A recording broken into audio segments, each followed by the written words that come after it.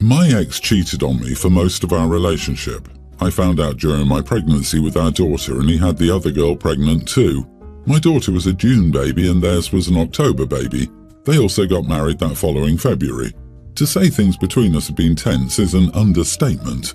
Ex's wife didn't know immediately that he was with me or that we'd been together since we were 15. She hated me for overshadowing her pregnancy with mine. She hated me even worse when she needed an emergency C-section and had so many complications that a hysterectomy had to be performed. The tension between us then was at its worst. Ex's wife wanted me to give up my daughter so they could raise both girls together as real sisters, and when I refused, we had all the drama. I don't even think she would have been able to love my daughter had I done that, but she wanted more than one badly enough that she thought my daughter would do since she was already born. Ex and I now communicate mostly through an app. We share custody of our daughter, teen, and exchanges happen at school pickup times to minimize the contact between us. This has worked for many years, though I know it's not ideal for my daughter overall.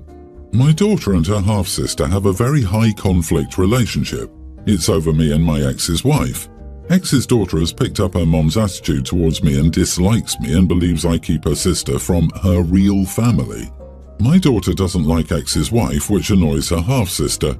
This has been communicated to me several times by my daughter and ex, who will send random text about it. I never respond because our mandated communication is done through the app. Ex and his wife had some financial problems over the last 6 months. For my daughter's birthday, she got a card and a gift card, and my ex told her in advance that he wouldn't be able to get her much. I was able to get her a present as usual though. I splurged a little this year and got my daughter a gaming laptop. She was so happy. Ex became aware of this when my daughter spent some time with her grandparents and asked them if she could bring the laptop to their house. Ex asked her about it, and she told him I bought it as her birthday gift. My ex's daughter's birthday is a couple of weeks away and he wants me to buy her a gift, something I've never done before. He said the money situation is still tight and he doesn't want to get her anything. I told him I wouldn't buy her a gift and he blew up the app on my phone saying I should do this so his daughter wouldn't be left with a lackluster birthday. Ex said I'd never done anything to help the dynamic with the girls and never cared about the pain he and his wife were in, and this was one thing I could do. I could afford to get her something nice and it wouldn't strain me. Maybe it would help her get along better with my daughter too, and I said no because I don't want to, which could be a very cold and unfair thing when she's a kid. Am I the idiot? Not the idiot. Your ex is delusional if he seriously thinks his daughter is somehow your responsibility. I would advise your daughter to keep her gaming laptop at your home because I can already see the drama coming, when her father will force her to keep it at their place so his daughter can play with it whenever she wants, or worse, try to gift it to his daughter. Better safe than sorry. Really? Does this man and his wife not have any family that can help them out? Why on earth would they expect his ex-girlfriend to take care of their child's birthday? Utter craziness. You could block his number on your phone. The app is more than enough. I have to ask, are you really into balls? I only ask because that guy's got some massive ones to ask you to do that. What the heck? Next time he says you never cared about the pain he and his wife were in, tell him you care if only he cared about the pain he and his wife put you through when he cheated on you with her. Enormous balls. Gigantic. Huge. I'm surprised he didn't get you both pregnant with quadruplets. These people have no boundaries. Ex's wife wanted me to give up my daughter for them to raise both girls together as real sisters. Squeeze me. That woman did what? It's a miracle you're still talking to them, honestly. This is outrageous. OP, you're a kinder person than I am. I'd have told her to bother one of the other women her husband is cheating on her with if she wants another kid to raise. These people thought they were entitled to your daughter, and now they believe they're entitled to your money. I just got back from my friend's wedding in Mexico. It was at a fancy all-inclusive. Everyone mostly did their own thing with only a few group events planned, other than the wedding and reception, obviously. One of the group activities was dinner out at one of the restaurants that required a reservation. It was beautiful and the service was fantastic. One hiccup: the best man did not want potatoes. He wasn't allergic, potatoes didn't take out his parents in a dark alley, and he wasn't sworn to avenge them, as far as I know anyway. I speak Spanish, and after he asked me, I asked the waiter not to serve him potatoes. Well, you know where this is going. He was maliciously served potatoes, and he would not shut up about it. He pointed out to everyone at our table that he'd been served a starchy tuber against his will. Other tables watched him and listened to him getting upset about the potatoes. He ate the rest of his meal but would not drop the potatoes. I couldn't take it anymore. I reached over, grabbed the potatoes with my hand and put them on my plate, and then I ate them. He just sat there stunned. Then he got up and went to his suite. He avoided me the rest of the time there, but he told everyone what an idiot I was and how unladylike my behavior was. I just wanted him to shut up about the potatoes. My friend wants me to apologize for causing drama.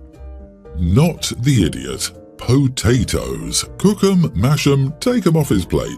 It's not even a sauce that could contaminate the rest of his food. You're the hero we didn't know we needed.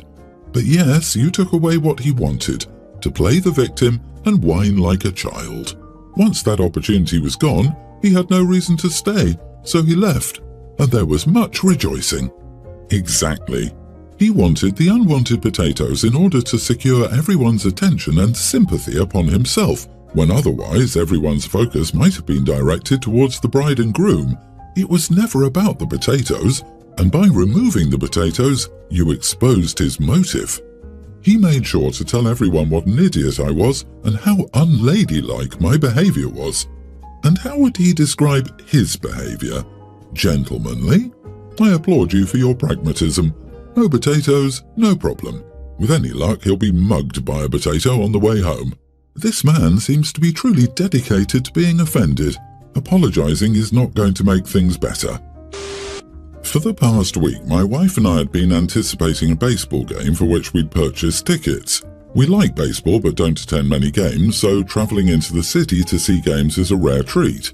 I know, though, that it would take time to drive there and find parking due to traffic. Because the game started at 7 p.m. and we live about 45 minutes from the stadium, I told her this morning that she needed to be ready to get in the car and go by 6 p.m. My wife is an avid gamer, so she was engrossed in her latest video game when the clock struck 5:45 p.m. She's struggled to plan in the past, and I get tired of reminding her that she needs to budget time to get ready. It's like she has no concept of time, similar to a young child. I was ready to go by 6 p.m. and she was in the bathroom. I saw this as an opportunity to teach her personal responsibility, so I left the house without saying a word, got in the car and started driving to the game. It took my wife a few minutes to figure out what I'd done, but when she called me, she was furious. She said it was unacceptable for me to leave without telling her and that she couldn't get to the game without paying for parking. I told her I got tired of constantly waiting for her and that she would plan better next time as she didn't want to get left behind. I also reminded her that I told her that morning when I expected her to be ready to go. Absolutely none of this seemed to matter though, and she rudely hung up on me after yelling out more insults. Frankly, I think it's completely wild that a grown woman cannot budget her time, and I'm starting to suspect that she's doing this on purpose because she's a narcissist who expects me to accommodate her. After all, she's not a dumb woman, she has a science degree. Well, she never showed up to the stadium, and I didn't hear from her the whole game, but when I got home, there was a note on the door. She told me I wasn't welcome in the bedroom and should sleep on the couch. I can't believe she wants to be this much of a pill. I would have missed the first pitch if I'd waited for her. I made my expectations clear, and she couldn't be bothered to meet them. I feel like she should be apologizing to me. Am I the idiot? I wouldn't have blamed you for leaving, but you should have told her, "Honey, put on your shoes, I'm leaving." How hard is that? Who cares if she's dumb or has a science degree? It has nothing to do with punctuality, and it can happen to anyone to not see time go by. You are the idiot because you know your wife. You knew she wouldn't be ready, and you left on purpose to punish her. You waited until she was in the bathroom and couldn't see you to leave to teach her a lesson. Enjoy your couch. Oh no, you're late and miss 15 minutes of a 2.5-hour game. How can you possibly get caught up now? The fact that this was a baseball game and not live theatre, where they might not let you in once the performance starts, or even just a movie where you're missing plot-relevant scenes, is huge. He sounds like he's just waiting for an excuse to teach a science degree-holding adult a lesson. My partner is consistently late and is the furthest from narcissistic. It's literally an ADHD symptom. Wow.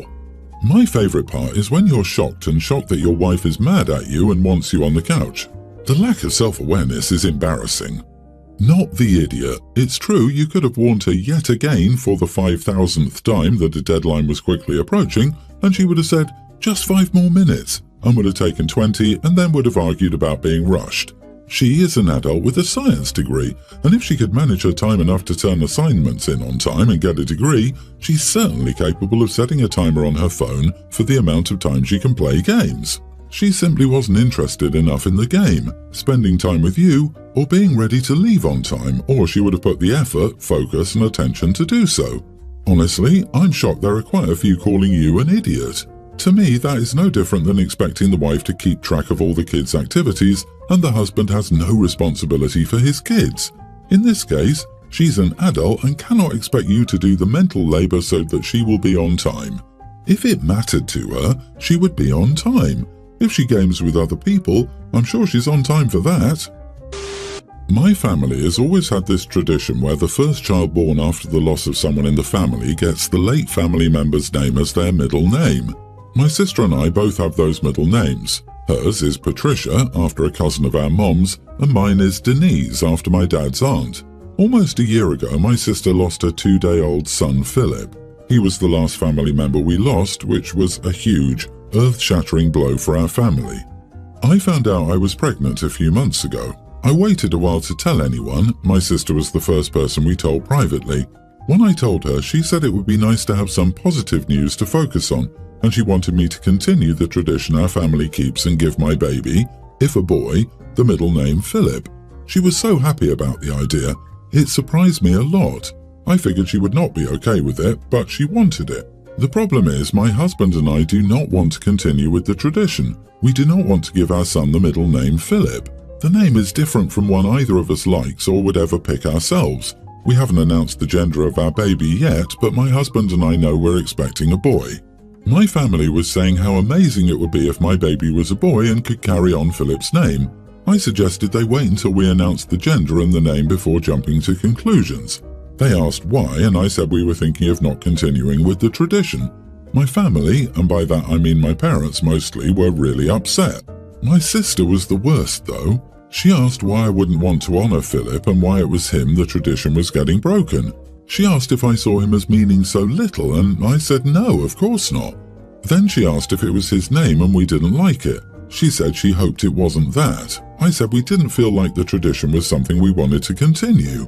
The decision has brought up a lot of bad feelings, and my sister is outraged and thinks I'm being insensitive and showing how little I care for my nephew.